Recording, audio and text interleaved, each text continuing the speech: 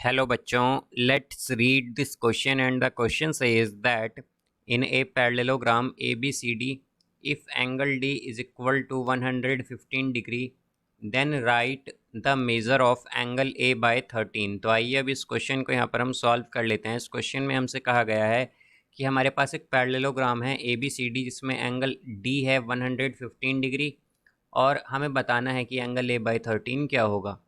तो यहाँ पर हम की कॉन्सेप्ट यूज़ करेंगे, कॉन्सेप्ट दैट इन पैरेललोग्राम।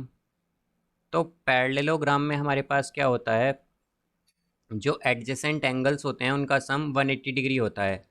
तो sum of adjacent angles is 180 degree. तो हमारे पास वो 180 डिग्री होता है। तो यहाँ से अब अगर हम एक पैरेललोग्राम ड्रॉ करें तो ये हमारे पास लेट सपोज एक पैरेललोग्राम है यहाँ पर, और इसमें हमारे पास इसे हम मान लेते हैं ए, ये हो जाएगा बी, ये सी और यहाँ पर ये डी। तो हमसे क्या कहा गया है कि एंगल डी है हमारे पास 115 डिग्री, 115 डिग्री।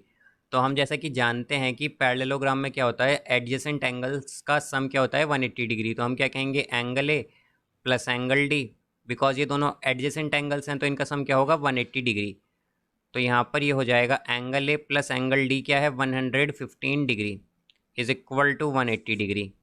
तो यहाँ पर ये आएगा angle A is equal to 180 degree minus 115 degree, तो ये होगा 65 डिग्री। तो एंगल ए क्या हो गया हमारे पास 65 डिग्री। अब हमें क्या बताना है, बट हमें बताना है एंगल ए बाय 13।